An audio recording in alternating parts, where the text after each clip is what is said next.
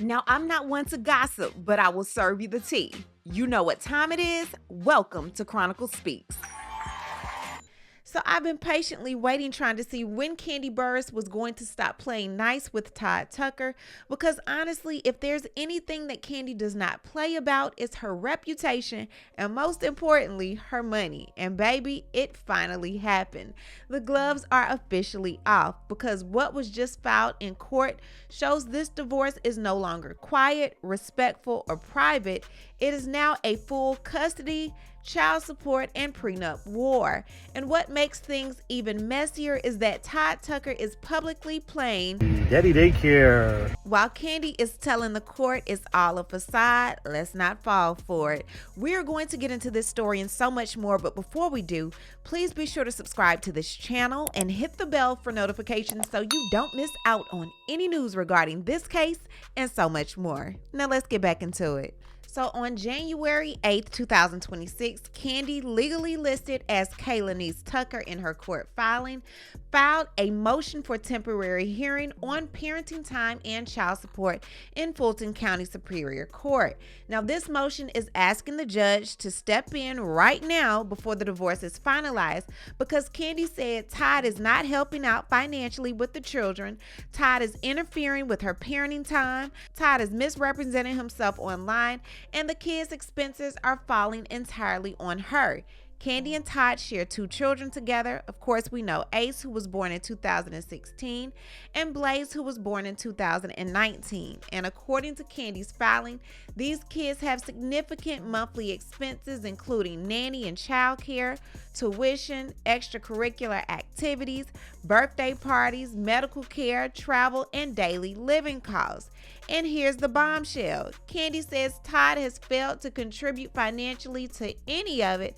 However, Todd has been going out of town living his best life. good morning, guys. Good morning from the Bahamas. Beautiful day. So in Kandi's most recent filing, it says the parties are biological parents to 2 minor children, A. Tucker, a male child born January 2016, and B. Tucker, a female child born November 2019, respectively.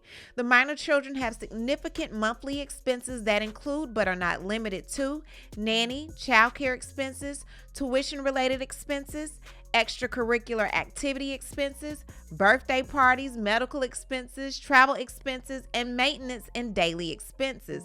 The respondent has failed to contribute financially to the maintenance and support of the children's needs, leaving the sole responsibility upon the petitioner or the mother. The respondent has failed to provide financial support to the minor children, yet has traveled out of the country on multiple occasions for vacations without proper notification to the petitioner or the mother since the petitioner filed her petition for divorce. Kandi's finally coming in the door like, you want to rumble with the bee, huh? Now, according to the law in Georgia, it is the best interest of the 2 minor children for the respondent to contribute financially to the well-being and maintenance and support of the minor children on a consistent basis. She says the respondent is a self-employed entrepreneur who possesses the earning capacity to financially support the 2 minor children and make financial contributions to the children's expenses. The respondent possesses multiple sources of income currently and throughout the duration of the marriage. The respondent does not pay the mortgage or expenses at the marital residence. The respondent does not exercise parenting time with the minor children on a significant basis despite the facade of the 2 to 3 minute social media videos chronicling the Daddy Daycare on his social media platforms. Daddy Daycare heading to school. Ace, how you feeling this morning? Good. Daddy Daycare heading to school. What's going on today, guys? Daddy Daycare, good morning. What's up, y'all? Since the petitioner filed her petition for divorce, the respondent has intentionally and willfully attempted to interfere with the petitioner's parenting time with the minor children.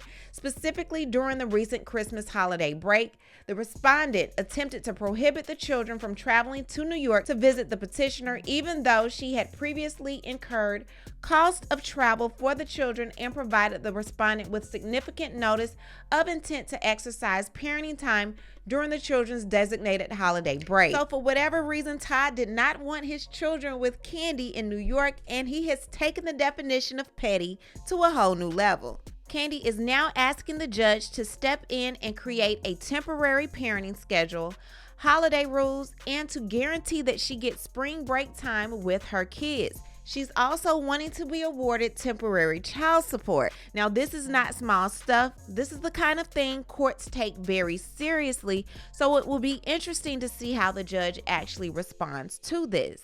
So we all know about the scheme that Todd set up for him to come to you with the bullshit. Now, Todd is not backing down either.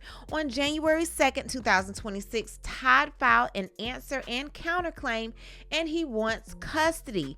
Todd is telling the court that Kandi works out of state, he is the primary caregiver, and he should be awarded temporary and permanent custody of the 2 minor children. Todd also wants final decision-making authority over the kids. This is now a full custody fight. Now, when it comes to the prenup bomb, this is where things get a bit sticky. Todd admits that he signed a prenuptial agreement on April 4th, 2014, the day that they got married, but he says it should not be enforced. Todd claims that the prenup was presented immediately before the wedding without his attorney being present, and that this raises serious concerns about whether it was fair or voluntary. Translation: Todd is trying to get out of the prenup, and that means Kandi's multi-million-dollar empire, her Bravo checks, her music catalog, her businesses, all of it could be back on the table if the prenup fails, and that is exactly why this case just turned nuclear. Todd also wants money if the prenup fails. Todd didn't just ask for custody, but he's also asking for alimony, child support, and an equitable division of Kandi's assets if the prenup is ruled unenforceable. He wants to keep his assets to himself. This is not small-time divorce drama. This is millions of dollars. So what does this all really boil down to? Well, this divorce is now about 3 things: who really raises the kids, who really pays for the kids, and who gets Kandi's money. Todd is telling the court, "I'm the primary parent." Kandi is telling the court he barely helps and just posts for Instagram. Todd is saying the prenup isn't fair. Kandi is saying you signed it and I'm not funding your lifestyle. Why this is about to get even uglier? Well, the judge has to decide who is telling the truth about parenting, whether Todd is really contributing, and whether the prenup survives. If the prenup holds, Kandi keeps most of her empire.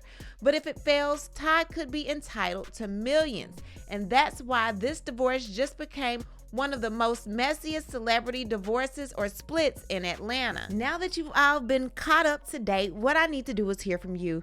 What do you think about this divorce going on between Kandi Burruss and Todd Tucker? Leave a comment, and you know how we do. We'll talk about it down below. Talk to you guys later. Bye. Thanks for watching, but before you go, don't forget to subscribe to this channel, like this video, and hit the bell so you don't miss out on any of my new episodes.